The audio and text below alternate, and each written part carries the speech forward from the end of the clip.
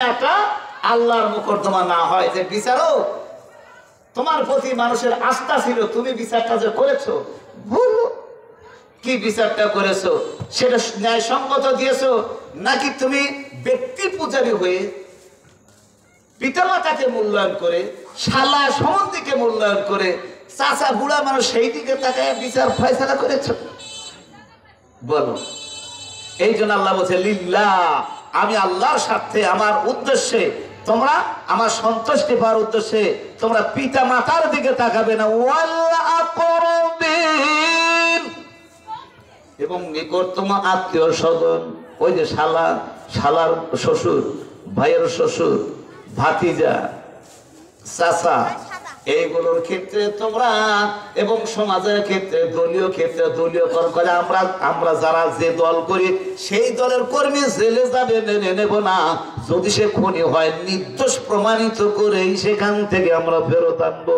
সেখানে দলীয়করণ করা যাবে না, সাম্প্রদায়িকতা করা যাবে না, বংশীয়করণ করা যাবে না, আর এই আত্মীয়করণও করা যাবে না। এক্ষেত্রে তোমাকে আপনার হিমালয় পাহাড়, ওহুদ পাহাড়ের মতো মজবুত থাকতে হবে, ন্যায়সঙ্গত ভাবে বিচার করবে, ন্যায়সঙ্গত ভাবে সাক্ষী দেবে।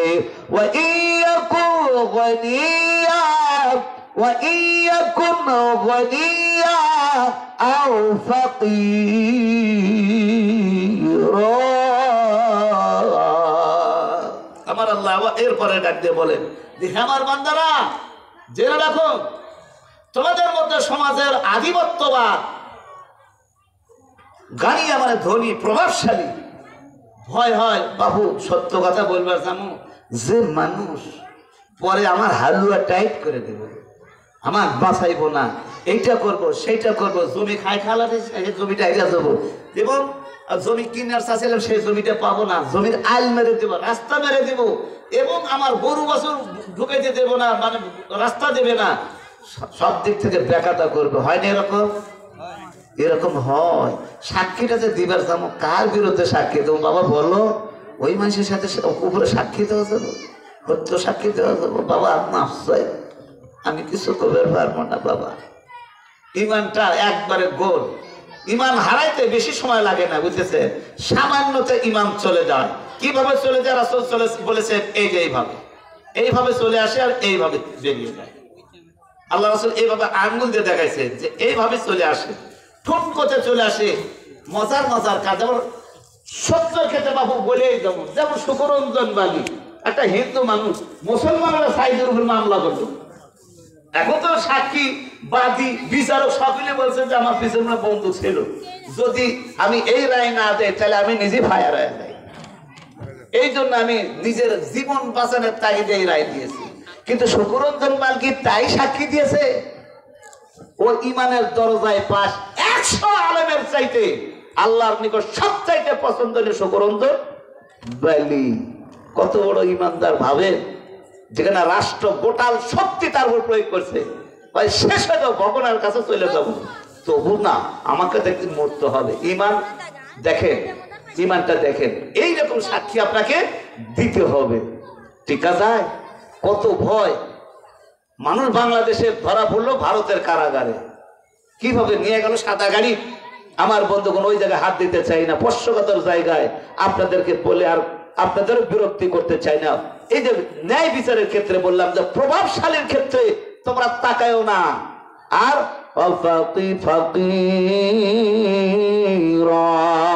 তোমাদের মধ্যে যে অসহায়, দিন দুঃখী, ফকির, মিসকিন, গরিব, অসহায়, ঘরের সালামে বাবু যা করছে পারে, একবারে নিহায়ত গরিব মানুষ বাবু, বাবুরা কি করবে? অনেকে সমাজের ভিতরে নিম্ন শ্রেণীর মানুষ, জমি ক্ষেত খাবার, তোমাকে গরিব মানুষ, কিন্তু এমন কিছু আকাম কুকাম করে বেড়ায়, নেতার শ্বাস, কথা ভুল বললাম, ওর নিজস্ব কোনো শক্তি নাই, কিন্তু যা যাওয়ার পিছনে এমন একটা খুঁটি লাগানো আছে, সেই খুঁটির বলে বড় বড় মানুষের মান মারতে আর দিতে হয় না। মানুষ ভাবে যে বাবু 2 চড় মারলে পরে চড়ের মধ্যে আছে বলতে, কিন্তু ওর পিছনে যে শক্তি আছে, এই শক্তির সাথে তো আমি মোকাবেলা করার আমার সাহস নেই। বর্তমান মাদকাসক্ত যারা, যারা বিক্রয় করে, তাদের দিকে সমাজের কোনো ভালো শ্রেণীর মানুষেরা সবচেয়ে নিচু শ্রেণীর মানুষগুলো, কিন্তু যাই দেখুন আর পিছনে যে শক্তি আছে ওর মামলা দিবেন তো ও জুঝবে না, ওর পিছনে যে আছে ও মামলা জুঝবে, কিন্তু ওর রেজেক্ট করে খায় ওকে দিয়া। ওকে দিয়ে আমি ভুল বলছি? আমার আল্লাহ বলেন ফাকিরুন, সমাজে যদি গরিব হয়, নিজ্ঞানী হয়, অসহায় হয়, রোগা হয়, তবুও তোমরা সেখানে বিচারের ক্ষেত্রে পথভ্রষ্ট হইও না। সাক্ষী দেওয়ার ক্ষেত্রে তোমরা ন্যায় পথ ব্যতীত মিথ্যে পথ ধারণ করো না। আমার আল্লাহ ফাল্লাহু আউলা বিমা, আমার আল্লাহ বলছে এই শোন, গরিব কেটা বানাইছে? আমি তো বানাইছি। আর ধনী প্রভাবশালী, এত বড় শিক্ষিত, এত বড় জ্ঞানী, এত বড় প্রভাব কে দিছে রে? আমি দিছি। ওই দিশা আমি দেখবো, তোরা দেখবি। তোরা কি দিছে সব ফকির তোরা বানাইছ? আল্লাহর ভাষা এখানে তোমরা অসহায় দেখে তার প্রতি তোমরা সদাই আচরণ করো না, অর্থাৎ তার প্রতি তোমরা এমন বিদ্যতা দেখাইও না যার কারণে সমাজের ভালো ভালো কাজ নয় খারাপ কাজগুলো করে করে বেড়াবে। এর জন্য তোমরা তার প্রতি সদাই আচরণ করার চেষ্টা করো না। আর সমাজের যদি প্রভাবশালী ব্যক্তি হয়, ওই জায়গায় ঈমানটা তাজা করো। তোমার শক্তভাবে তুমি সত্যের পথে থাকো, সত্য সঠিক পথে ন্যায় ইনসাফপূর্ণ বিচার ফয়সালা করো, ন্যায় সঙ্গত ভাবে বিচার ফয়সালা করো। আমি গরিব এবং ধনী, প্রভাবশালী এবং অপ্রভাবশালী, তাদের উভয়ের হিতাকাঙ্ক্ষী হলাম আমি আল্লাহ। আমার আল্লাহ ভাষায় বলে আউলা, ওলি থেকে আউলা। ওলি আমরা ওলি বলতে বুঝি যার মাথার জট আছে, যার মাথার জট আছে গোসল খুব কমই করে, আর দাড়ির অর্ধেক করে লাল টকটক হয়ে গেছে মুখের বারান্দার কাছ দিয়ে, আর জামা কাপড় দেখলে মনে হয় যে এই জামা কাপড় গরুর গায়েও দেওয়া না। সেটা হলো আল্লাহর ওলি। ওলি মানে অভিভাবক। বিয়ার সময় বলে না যে ওলি নিয়ে আসেন, ওলি আরবি শব্দ, এর অর্থ হলো অভিভাবক। অভিভাবক আর বন্ধুর মধ্যে পার্থক্য আছে। বন্ধু যে কোনো সময় হেরে যেতে পারে, কিন্তু ওলি হচ্ছে দায়বদ্ধতায় তিনি থাকেন, যে ওর ভালো হোক মন্দ হোক ওর দায়ভার ওর ঘাড়ে বাদ পাবে, ও তার রিস্ক নেবে, তাকে বলা হয় ওলি বা অভিভাবক। বিয়ার সময় ওলি দেয় না, বাপ, চাচা, দাদা, নানা এগুলোকে দেওয়া হয়। আর ইসলাম দিয়েছে যে যে তার মূল অভিভাবক মাত্র পিতা, পিতাই তার ওলি হবে। ওলি মানে অভিভাবক। আমার প্রিয় বন্ধুকে এখানে আল্লাহ তাআলা বলেছেন ওই ফকির হোক, গরিব হোক, প্রভাবশালী হোক, ওদের অভিভাবককে আমার চাইতে তোমরা বেশি নও। আমি ওকে 6 টাকা বানিয়ে দিতে পারি, আর 6 টাকাকে আমি কেজি বানিয়ে দিতে পারি, ক্ষমতা আমার হাতে। সুতরাং ন্যায়সঙ্গত ভাবে বিচার করতে তোমরা কুণ্ঠাবোধ করো না, আর সাক্ষী দিতেও তোমরা দুর্বলতা প্রকাশ করো না। আল্লাহ তাআলা ফালা তাত্তাবিউল হাওয়া, আমার আল্লাহ বলে দেন তোমরা বিচারের ক্ষেত্রে ঘুরে ফিরে কথা বলো না। আমাদের দরবার সালিশে ঘুরে ফিরে কথা কিন্তু হয়। কিভাবে হয় তা জানেন? সাক্ষী প্রমাণ হয়ে গেছে, তারপরে একজন জানালে বাবু আমার দুটো কথা আছে, কথা দুটো আমি কমু। আচ্ছা বলো, কোরআন করে এসছে। ওই যে রাত 12টায় একটা কোরআন আছে যে প্রমাণিত হয়ে গেছে, অপরাধী অপরাধ প্রমাণ হয়ে গেছে। তারপরে একজন বলে যে বাবাজি বোঝা গেছে আমার 2খানা কথা আছে। এই ঘুরে ফিরে যারা কথা পায়, এই যে বললো যে আমার 2টা কথা আছে, তার মানে হলো বলে যে বাবু আর একটা বার আমরা ডেট করে আর একটা বার ওই লোকটা তাহলে শুনি, ওই লোকটা তো আজকে আসে নাই, আমরা আর একটা বার ডেট করি। বলেন এরকম মূল একটা সাক্ষী যারা হাজির করে নাই, হাজির করবে না, বা এমন একটা ব্যক্তিকে সাক্ষী বানাবে যে এখানে উপস্থিত নাই, মানে এখানে ঘুরিয়া ফিরে যেন সঠিক বিচারটা প্রতিষ্ঠিত না হয়, এর জন্য আল্লাহ তাআলা বলছে, আমি বলছি না কিন্তু আল্লাহ তাআলা বলছেন। আমার আল্লাহ বলেন ফালা তাত্তাবিউল হাওয়া আও তা'দিলু ওয়া ইন তালকু তালউ,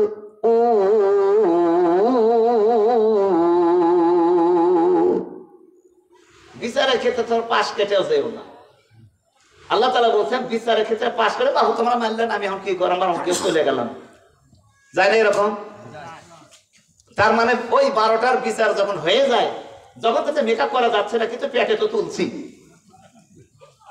পেটে তো তুলছি, এটা তো উকড়ানো যাবে না। যার নুন খাই ভাই তার গুণ গায়। এই যদি আচার হয়, ওই ব্যক্তি ন্যায়সঙ্গত ভাবে বিচার করবে না বা বিচার করবেই না, মনেই করে রাখবেন। এই ক্ষেত্রে তারা বলে যে বাবু আর একটা ডেট করে দেখা দেবো আমরা, তোমরা যদি নাই শোনো বাবু আমরা কি করে পারবো, তোমরা এখন অন্য জায়গায় দেখো। পারে সক্ষম, কিন্তু করবে না, কারণ আগে 12টায়, রাত 12টা, আগের দিনে রাত 12টায় দরবার শেষ হয়ে গেছে, সেই দরবারের ভাগে মেলে নেই, সুতরাং এই বিচার করবে না। পরের দিন যা যাবেন যে অপরাধ সে আগে মামলা করে দিয়েছে, তারই গায়ের জামা পরনের লোকে রাস্তা থেকে লুটপাট করে ধারাটা কি। আমি রাস্তাতে হাঁটতেছিলাম, হাঁটার মধ্য দিয়ে অমকের ছেলে অমক অমক অমক আমার রাস্তা ছেড়ে তাদের হাতে আম দাও, হগিস্টিক, চাইনিজ কুড়াল, এইটা ওইটা নিয়ে আমাকে ধাওয়া করে। আমি তখন আত্মচিৎকার করে বাঁচাও বাঁচাও বাঁচাও। এই চিৎকারে অনেকগুলো মানুষ চলে আসতে থাকে। তখন যাওয়ার সময় বলে যায় তোর আজকে পারলাম না, এরপর তোর জানে মেরে দেবো, জমির ফসল নষ্ট করবো, গোড়ার পরে গরু বাজে দেবো, এইটা করবো ওইটা করবো, এই বলে চলে যায়। মহামান্য বিচারক, আমি আপনার নিকটে নিরাপত্তা চেয়ে আপনার নিকট দরখাস্ত করছি, এখন নেন। যারা মানে যাদের কাছে অপরাধ তারা এখন মুছে লিখে দাও, জীবনে ওদের সম্বন্ধে আর কোনো কথা বলবো না, শেষ। এই তো হয়, তাই না? আমার আল্লাহ রাব্বুল আলামিন বলেন ফাইন্নাল্লাহা কানা বিমা তা'মালুনা খাবীরা। আমার আল্লাহ বলছেন ফাইন্নাল্লাহা কানা বিমা তা'মালুনা খাবীরা। তোমরা যা করো, আমার আল্লাহ বলছেন হে বিচারক তোমরা যা করো মনে করেন তো আমি জানি না, গোটাল আমি জানি না। খবর মানে আমি খবরটা আমার কাছে জানা আছে, এই অনুযায়ী আমি তোমাদের নিকটে রায় ঘোষণা করে বিচারের পরে আর একটা বিচার হবে, হবে না? মালিকি ইয়াউমিদ্দিন, সেই বিচার দিনে আপনার বিচারের সম্মুখীন হতে হবে, সেই দিন আপনাকে সেই রায়ের সম্মুখীন হতে। প্রিয় বন্ধুগণ, এই ন্যায়সম্মত বিচার যদি সে কেউ করে তার ফায়দা কিন্তু জানেন? আল্লাহ রাসূল সাল্লাল্লাহু আলাইহি ওয়াসাল্লাম বলেছেন, যে ব্যক্তি ন্যায়সঙ্গত ভাবে বিচার করবে, আমার আল্লাহ বলেন তার জন্য আমি আল্লাহ জান্নাত নসিব করব। বলেন সুবহানাল্লাহ। আপনি মনে করবেন 5 ওয়াক্ত নামাজ পড়লে শুধু বেহেশত হবে, দোয়া তাসবিহ পড়লেই বেহেশত হবে। দোয়া তাসবিহর জন্য আল্লাহ তাআলা মানুষকে সৃষ্টি করেন নাই, কারণ দোয়া তাসবিহর জন্য অগণিত আল্লাহ তাআলা ফেরেশতা সৃষ্টি করেছেন, কোটি কোটি ফেরেশতা। ওই দোয়া তাসবিহ থেকে ফেরেশতারা বলেছিলেন, মাবুদ রে ইন্নী জাইলু ফিল আরদি খলিফা। আল্লাহ যখন বললেন আমি মানুষকে সৃষ্টি করতে চাই, ফেরেশতারা বললেন হে মাবুদ তুমি কেন মানুষকে সৃষ্টি করবে? আমরা তো রুকুর মধ্যে তোমাকে রুকু করছি, সিজদা করছি, তাসবিহ তাহলিল করছি, হর হালাতে জিকির আজকার করছি, আপনি আবার মানুষকে সৃষ্টি করবেন কেন? সুতরাং আল্লাহর রুকুর মধ্যে, সিজদার মধ্যে, তাসবিহর মধ্যে ফেরেশতারা অগণিত ফেরেশতা রয়ে গেছে। যদি সিজদার জন্য, রুকুর জন্য আর তাসবিহর জন্য আল্লাহ মানুষ সৃষ্টি করতেন, তবে ফেরেশতাই সৃষ্টি করতেন না, কারণ এই দায়িত্বটা ফেরেশতাদের। তাদের ন্যায় বিচার করতে হবে না। ন্যায় বিচার কাদের করতে হবে? মানুষ মানুষের জন্য করতে হবে। প্রিয় বন্ধুগণ, আমার আল্লাহ বলেন, আমার আল্লাহ বলেন ফাইন্নাল্লাহা কানা বিমা তা'মালুনা খাবীরা। তোমরা যে বিচার ফয়সালা করো, এই বিচারের ক্ষেত্রে আমি বেখিয়াল নয়, আমি সব তোমাদের অবস্থা জানি।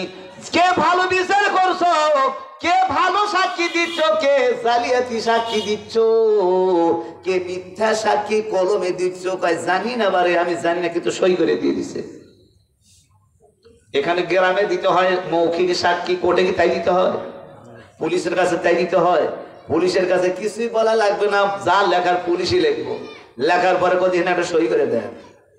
যাই দেখবেন আপনি ওই যে কথা আছে যে আমি লাঠি দিয়ে মারতে চাইছিলাম, ছুরি দিয়ে ঘাওয়াইতে চাইছিলাম, জানে মারতে চাইছিলাম, বিষ দিয়ে মারতেছিলাম, ফসল নষ্ট করতে চাইছিলাম, গোড়ার পরের গরু আমি সেখানে বিষ খিলা মারতে চাইছিলাম, জমি বেদখল দিতে চাইছিলাম, রাস্তা কেড়ে নিতে চাইছিলাম, এগুলো চাইছিলাম। আজ ওয়াদা দিচ্ছে আর এগুলো করব না। ওখানে আপনি সই দিয়ে দিচ্ছেন, আপনার অত কথা নেই। ওখানে বর্ণনা পড়তে গেলে পরে আপনার মাথা খারাপ হয়ে যায়, এগুলো তো কি কয়, এগুলো আমি করেছি তাই অসাতে এগুলো লিখছে কেন?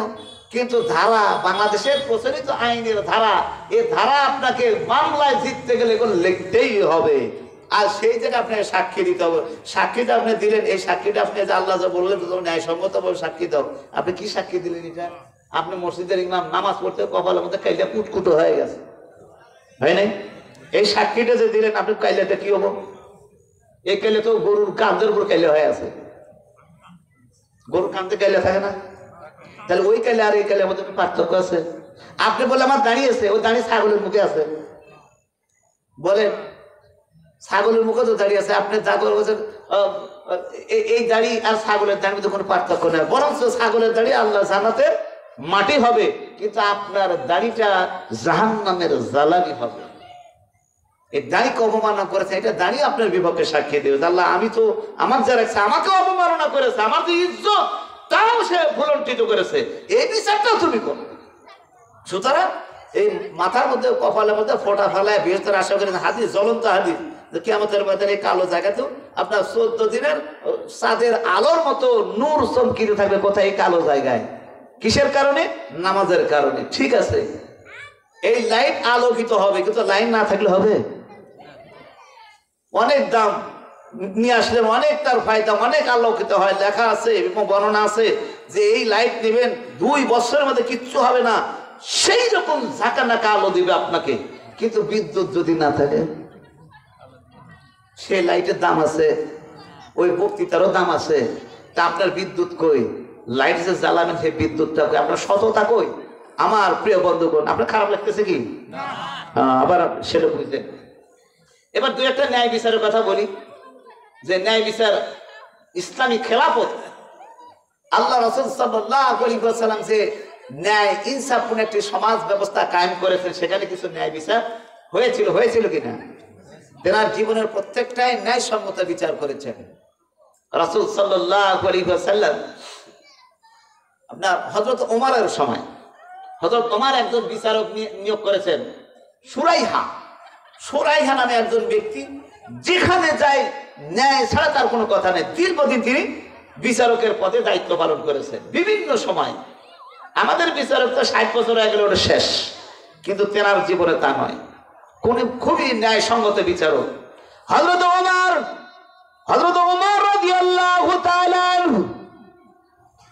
তিনি একদিন ঘোড়া ক্রয় করতে গেছেন মার্কেট থেকে। এখন তো আমাদের গরুর মার্কেট হয় না, গরুর বাজার হয়, এটা বাজার বলা হয়, মার্কেট বলা হয় না, বাজার বলা হয়। সেখানে হরেক রকমের গরু থাকে, গাই গরু, বকনা গরু, বিভিন্ন গরু থাকে। ঠিক ওই সময় এরকম হাট বসতো আপনার ঘোড়া কেনার জন্য, উট কেনার জন্য, ছাগল কেনার জন্য, এগুলো হাট বসতো। হযরত ওমর রাদিয়াল্লাহু তাআলা একটা বাজারে গেছেন ঘোড়া ক্রয় করার জন্য। একজন ঘোড়া বিক্রেতা ঘোড়ার রশি ধরে দাঁড়িয়ে আছে। হযরত ওমর কে বলছেন, হে ঘোড়ার মালিক, তোমার ঘোড়ার মূল্য কত? ঘোড়ালা বলছে এত মূল্য। দাম দরজ তো ঠিক হলো, ঘোড়া ক্রয় করলেন। ক্রয় করার পরে হযরত ওমর রাদিয়াল্লাহু তাআলা আনহু ঘোড়ার পৃষ্ঠে সওয়ার হয়েছে, কিছু দূর গেছে, যাওয়ার পরে একটা উচট খাইছে ঘোড়া, খড়া খায়, খোড়া শুরু করে দিছে, ঘোড়া খোড়া হয়ে গেছে। তিনি তখন ভাবলেন, ঘোড়া খোড়া হলো নাকি আগেরই খোড়া ছিল নাকি? এই গেল উজুট খাইলে ঠ্যাং ভেঙে গেল, আগেরই ঠ্যাংটা ভাঙ্গা ছিল। ঠিক আছে, আমি ঘোড়া ঘোরত দেব। হযরত ওমর ঘোরত আসছেন, ঘোড়া বিক্রেতার নিকটে এসে বলছেন, ভাইজান আপনার ঘোড়া কিনছিলাম, কিন্তু আপনি ঘোড়া ওইভাবে দেখানো নাই। আপনার ঘোড়া তখন ভালো ছিল, ঠিক আছে, কিন্তু আগেরই ভাঙ্গা ছিল, এই সামান্য ওজন খেয়ে ঠ্যাং ভেঙে গেছে। আমি এই ঘোড়া নিব না। ঘোড়া আপনি ঘুরে নেন, আমার টাকা আমার মুদ্রা আমাকে ফেরত দিয়ে দেন। ঘোড়া লাভ বিক্রেতা বলছে, এ তো ভারী কথা বারে আমিরুল মোমিনিন, আমি তো ঘোড়া আপনাকে ভালো ঘোড়াই বিক্রি করেছি, আমার ঘোড়া খোঁড়া ছিল না, আমি ভালো ঘোড়া বিক্রি করেছি। উভয়ের মধ্যে কথা বিনিময়, এক পর্যায়ে সিদ্ধান্ত হলো চলো যে আমরা বিচারক মানবো, বিচার কাজিনি করে বিচার দেব। আমাদের যে সাব জজ এরকম একটা জজ সুরাইহা, তার কোর্টে গিয়ে মামলা দিয়ে দিল। সুরাইহা বাদী বিবাদী দুইজনকে হাজির করে উভয়ের বর্ণনা শুনলো। সুরাইহা বলছে, আমিরুল মোমিনিন, আপনি যখন ঘোড়াটা ক্রয় করেছিলেন ঘোড়া কি ভালো ছিল? বলে হ্যাঁ ভালো ছিল। বলে তাহলে এবার যদি আপনি তাকে ঘোড়া ফেরত দেন তাহলে ওই অবস্থায় দেন, ওই ভালো অবস্থায় দেন। আর যদি ভালো অবস্থায় যদি না দেন, আপনি যদি ভালো করে দেন তো বিক্রেতা টাকা ফেরত দেবে। আর যদি ওই ঘোড়াটা ভালো করে যে অবস্থায় আপনি নিয়েছেন ওই অবস্থায় যদি দিতে না পারেন তবে ঘোড়া ছুঁয়ে গেলে ও টাকা দেবে না। রায় শুনলেন, শোনার পরে হযরত ওমর এত খুশি হয়েছে, খুশি বলতে হ্যাঁ এইটাই সঠিক বিচার। আমি ওমরকে না হই, আমি আমিরুল মোমিনকে না হই, বিচার সকলের ক্ষেত্রে সমান হতে হবে। বলে সুবহানাল্লাহ। তিনি রায় মেনে নিলেন। আর আমাদের কি হলে কি হলে না, ঘোড়া একটা বাজার তার কিনে নিষে দেওয়া নেই। আমাদের হলে আমাদের কোনো নেতা না, নেতার বইয়ের যদি বুন হয়, নেতার বইয়ের বুন যদি যায় তারও যে মুরগি মরে যায়, ওই 100% জানা মুরগি মরে যান। হতে পারে 100 টাকার মুরগি 1000 টাকা জরিমানা জানাতে পারে। যায় দেখা বাড়িতে এক পাঁচা মানুষ, যত কুলাঙ্কার বেয়াদব বাড়ি যায় হাজির। আমাদের নেতারা পারে বেয়াদব কুলাঙ্কার মানুষগুলো পালে, বুঝতেছে, হ্যাকের সাইড দিয়ে যাওয়া যায় না। পোশাকগুলো দেখে মনে হয় যে কি ভয়ঙ্কর পোশাক, ভয়ঙ্কর জীবন। মুখের মুখের দিকে তাকাইলে মনে হয় কেবল মনে হয় যে খামার মতন উঠে এসছে, একটা ফিটনেস নাই। কি ধরনের মানে বেয়াদবির যা তা করতে পারে। আর আমিরুল মোমিনিন তার বিচার দিয়ে দিলেন। এই জীবন আপনারা কখনো ধারণ করেন? আপনাদের ছেলে মেয়েরা আছে যারা, তাদেরকে আপনার হেফাজত করবেন তো? করবেন, হেফাজত করবেন। এরকম জীবন হলে আপনার জীবনে শান্তি হবে না।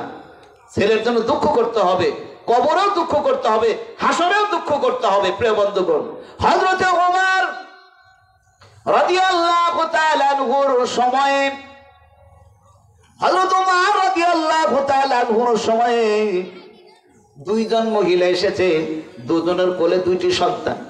কয়টা সন্তান? দুটি সন্তান, একটা ছেলে আর একটা মেয়ে। দুটা মেয়ে এসে অভিযোগ দিল, আমিরুল মোমিনিন, আমাদের মধ্যে এই যে আমার কোলে যে শিশু সন্তান, এটা হলো পুরুষ ছেলে সন্তান, এই ছেলে সন্তানটা আমার, আর ওই মেয়ে সন্তানটা ওই মহিলার। ওই মহিলা বলছে, আমিরুল মোমিনিন, ওই মহিলার কোলে যে শিশু সন্তান ছেলে সন্তান, ওই সন্তান আমার, আর আমার কোলে যে কন্যা সন্তান, এই কন্যা সন্তানটা ওই মহিলার। হযরত ওমর ভাবলেন এই বিচার কিভাবে করবো? দুজনই ছেলে সন্তান, অবশ্যই একজনের ছেলে আর একজনের মেয়ে, ঠিক না? একজনের পেটে দুটো হয়নি, ছেলে দুইটা, সন্তান দুইটা, মাও দুইটা, তাহলে দুইজনের দুইটা হবে। তাহলে একজনের তো ছেলে হলে আর একজনের তো মেয়ে হতে হবে, অবশ্যই হতে হবে। এই রায় সকলেই চাচ্ছে ছেলে সন্তান, কিভাবে বিচারটা করবো? তিনি চিন্তায় পড়ে গেছেন। ইতিবছরে হযরতে আলী কাররামাল্লাহু ওয়াজহু তিনি আসলেন। হযরত আলী বলেন, আমিরুল মোমিনিন, আপনি যদি অনুমতি দেন বিচারের রায়টা আমি দিয়ে দেব। হযরত ওমর বলছেন, বন্ধুরে তুমি কিভাবে দিবা? আমার তো মাথা খায় না, আমি তো বুঝে উঠতে পারছি না, আমি এই বিচার ফয়সালা কিভাবে করব? হযরত আলী বলছেন, ও আমিরুল মোমিনিন, আমি আল্লাহর আইন অনুযায়ী এর রায় ঘোষণা করব। বলেন সুবহানাল্লাহ। হযরত ওমর বলছেন, আল্লাহর আইন থেকে রায় দিবে? কোরআনে তো এই ধরনের কোনো বিচার আমি দেখি নাই। বলে আছে, কোরআনে এর ভিতরে এর রায় আছে, কিন্তু আপনি তা জানেন, আপনার জানা আছে কিন্তু মাথায় নাই। আমি আল্লাহর কোরআন থেকে এর রায় ঘোষণা করব। বলে আচ্ছা ঠিক আছে, বিচারের দায়িত্ব তোমাকে দিলাম। হযরত ওমর দুইজন মহিলাকে ডেকে বললেন, দুইটা পেয়ালা দিলেন। দুইটা পেয়ালা দুইজন মেয়ের হাতে দিয়ে বললেন, তোমরা সন্তপনে যাও, যার যার স্তন থেকে বুক থেকে দুগ্ধ এখানে তোমরা নিংলায় নিয়ে আসো।